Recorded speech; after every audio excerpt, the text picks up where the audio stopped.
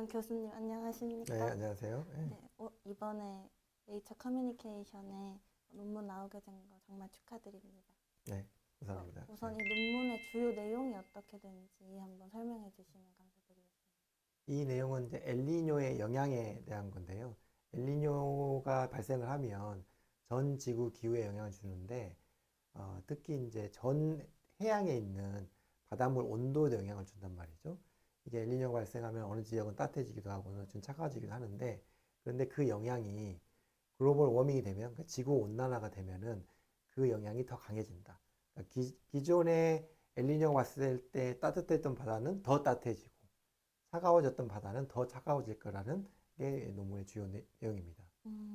그러면 혹시 왜 엘니뇨의 SST 영향이 커지는지도 설명해 주실 수 있나요?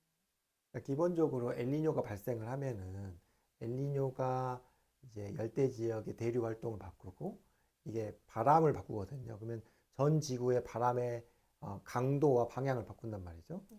근데 그 중에서 이 바람이 이 바닷물 온도에 굉장히 중요하거든요. 그래서 바람에 의한 증발량이 증가와 감소가 더 커졌다. 다시 이야기하면 엘니뇨가 발생했을 때 예전에 증발량이 더 많았던 데는 더 많아지고 적었던 데는 더 적어진다는 거죠. 그래서 증발량이 많아지면 그 지역은 바닷물 온도가 낮아지고 증발량이 적어지면 바닷물 온도가 높아지고 그러니까 그런 연관성이 더 강해졌다는 겁니다. 음, 네. 그럼 혹시 원격 상관은 왜 증가하게 되는지 설명해 주실 수 있을까요? 그러니까 이게 바람의 방향이라는 게 원격 상관이 증가하기 때문인데요.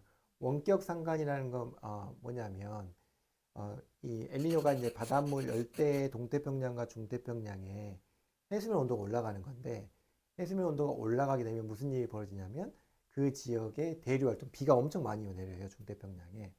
그러면 그게 강한 히팅이 돼가지고 히팅이 돼서 대기 순환을 바꾸는 거죠.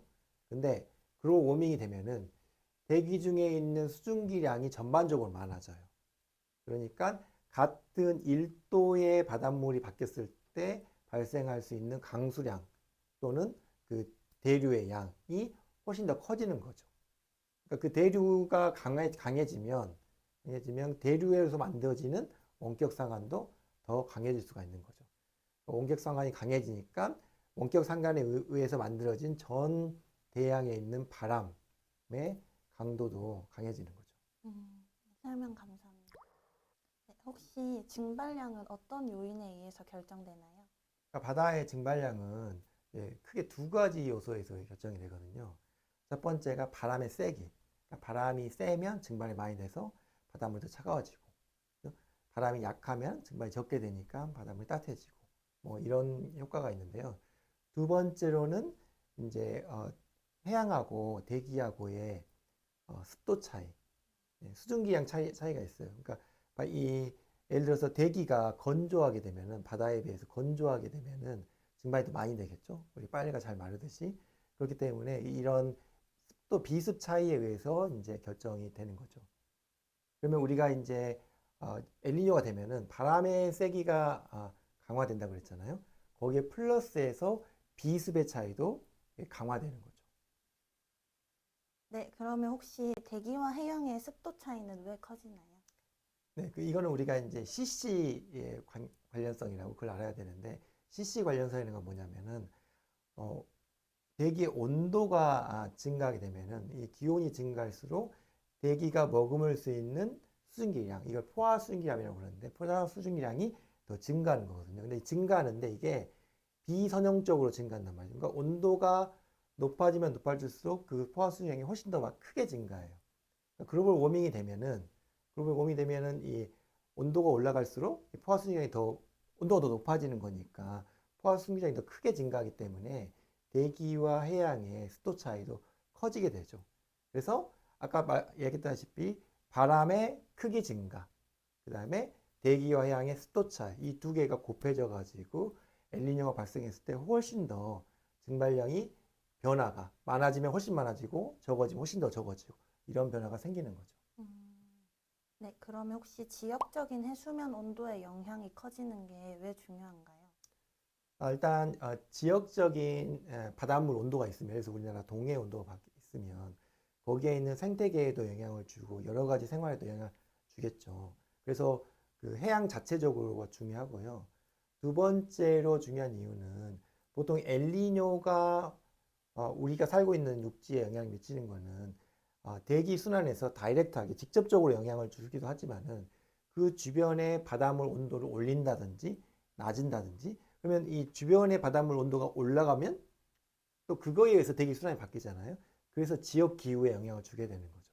그래서 엘니뇨에 의해서 지역의 해수면 온도가 많이 바뀌게 되면 그거에 의해서 그 지역 기후도 더 많이 크게 바뀔 수가 있는 거죠. 그럼 혹시 이 연구의 의미는 어떻게 되는지 설명해 주시겠어요?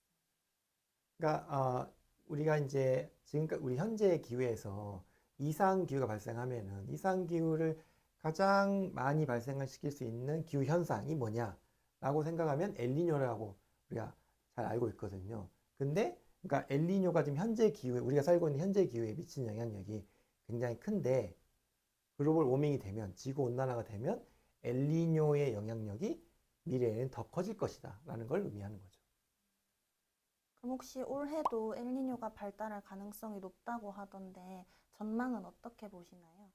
올해 지금 2월까지 또는 3월 초까지의 상황을 보면은 현재 엘니뇨가 강하게 발달할 수 있는 그런 상태가 지금 유지되어 있거든요. 예를 들어서 적도에 따뜻한 물이 계속 지금 더 들어와 있다든지 그런 것들이 지금 유지되고 있기 때문에 만약에 이제 이 4월, 5월 동안에 웨스턴 윈드 버스트라고 하는 그런 바람, 서풍 바람의 아노말리가 굉장히 크게 발생한다면 굉장히 큰 엘니뇨도 발생할 수 있다. 그래서 4월, 5월이 엘니뇨를 예측하는데 굉장히 중요한 순간이 될 것이다라는 겁니다. 그래서 지금 현재 상태에서만 예측하자면 꽤 강한 엘니뇨로 발달 가능성이 매우 높다라고 우리가 예상할 수가 있습니다.